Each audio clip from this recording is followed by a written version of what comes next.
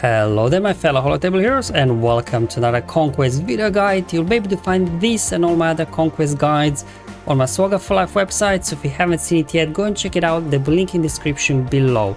In this video I'll be playing through mini boss and final boss battles here in Sector 2. So I'll just start off first with the mini boss, Beskar Mando, and he's got 5 scoundrels alongside there, so they have advantage there, 5 versus 6. They have Nest, which Nest is always a pain, as we all know. Anyway, the data disc that I gathered so far and will have equipped for the mini boss battles, let me just bring them up so you can see them.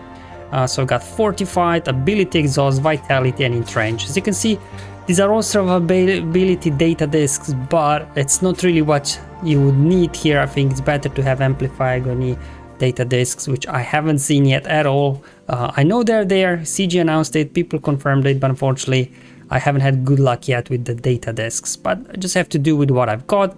In terms of the feats, Hokey Religions, not allowed to use Jedi Seat or Unaligned Force user, and then you have to win with Sana Surviving.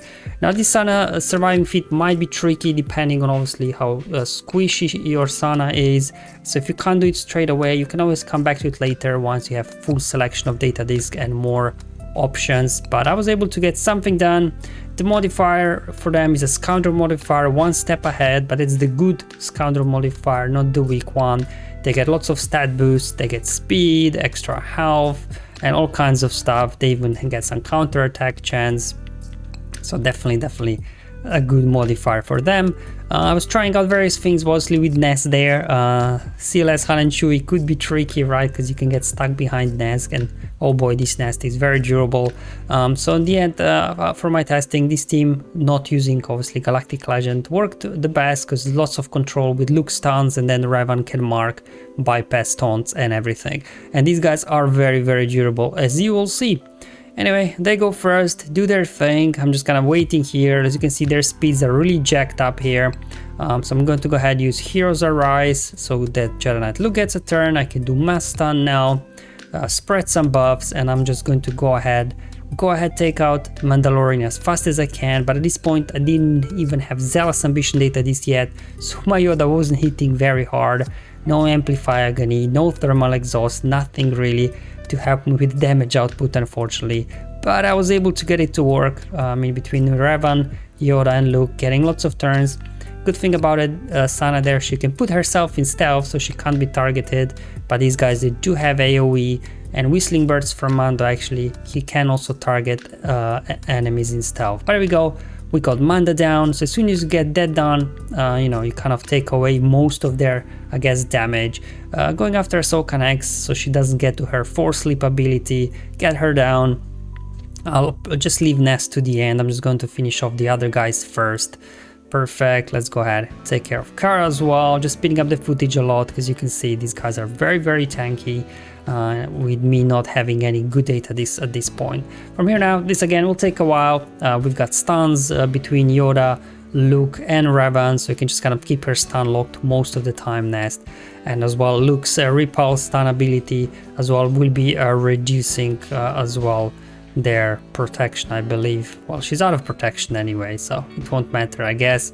But anyway, eventually we do get Nest down, and that for me was able to complete their Sana feat there. So now we got a Hokey Religions one. So let's go ahead do that next. Again, you have to plan around Nest, it's just the way it is. So I decided to go here with Rex, 5 of first clones there. Can't use obviously General Skywalker or Ahsoka because they're Jedi. So brought in Watt there for his tag, so I can put weapon tech on Rex so he can get as many turns as possible, so he can then quickly start using his aerial advantage, taking out guys. Let's go ahead, remove that day, so we can now start getting bonus turn meter whenever we are critically hit. And then I put Med Pack over on 5 just to make sure that he survives. And then put as well their tank tech actually on Echo, because they seem to be going for him a lot. He's rather squishy like Rex, so just hopefully he can recover there as well. Almost got Mando down, one more hit, there we go. With Mando down, we have to turn our attention now to Ahsoka. Used aerial advantage there to get her down. Going after Bo next, she's got days. Alright, we got aerial advantage lined up. Get Nest out of there. I had to 1x this one just because Nest is really annoying here. There we go, got him down, hit auto after Nest is down, and this now completed for me. Hokey Religions feat versus the mini boss in Sector 2. So this one was kind of straightforward, I think, with this kind of lineup and data disc that I showed you. So let's move on now onto the final boss, and oh boy, these guys are jacked up, they're very fast, especially Traya there and Nihilus. Outrunning them without using a Galactic Legend, I'm not sure it's possible, and on top of it all, the modifier there will be tricky. Anyway, I'll get to it. Getting ahead of myself, I'm talking about data disc now. That's what I should be talking about. I finally picked up Zealous Ambition data disc, so I did equip them, but for this particular battle, well, they'll play a little bit part, but not a huge part for the teams at least that I'll be using. So you have to win with Cad Bane and Aurra surviving, and then Hokey Religions, again without using Jedi Sith or unaligned Force users in your squad. So let's just first look now. This modifier, as mentioned before, is gonna be a tricky one. So if you remember, that's the one with the box on the side, and then at the end, at the beginning of every turn, everybody get damage over time inflicted. And then, but then this can't be cleansed, so it's a locked damage over time. The only way to get rid of it is to hit the box. So that's what you have to manage damage over time, so that your guys don't die off too quickly, because the enemy, they are quite durable here. So you will definitely want to every now and then hit that crate, keep a track of damage over times. So for Cad Bane and Aurra, initially I was planning just to do a full Bounty Hunter team, but these guys are just too fast. Traya goes first, isolates, Nihilus follows up with a drain. So what in the end I ended up doing is using the Sith Empire trio. The good thing is with Basti line there, she will put foresight on herself and on the leader, which in this case is Darth Revan, which means when Nihilus does his cooldown increase, he won't be increasing their cooldown, so he'll be able to start spreading fear with them. So this team worked really well, and obviously Malak there for being Malak. Traya always isolates him because he's the strongest enemy. Anyway, let's roll the footage and you'll see how fast these guys are. There you go, Traya isolating Malak, that's fine. Both Revan and Basti dodging because of the foresight. Finally getting a turn, I'm going to go ahead, put a fear there, and I'm going to go all out on Nihilus, just get him down, because you know he's the only one that can actually defeat somebody here with his Annihilate if he does get it out. But luckily here between fear, Basti also puts corrupted battle meditation on them. Traya getting death marks, so I have to go after her. Got her down, so as you can see, very nicely done here. Definitely the two Zealous Ambition data discs that I do have really helps boost the damage for Fallen Basti, because she's support and Cad Bane support as well. And this is where you want to start hitting crate, as you can see, making sure that you get damage over times from your guys. The only one that doesn't care about damage over times obviously is Malak. But the other guys, yeah, just hit the crate, make sure they survive, especially Cad Bane there and Aurra. There you go, just kind of tapping here a little bit the crate just to get those damage over times away. Drain Sith Empire Trooper, finishing off Scion.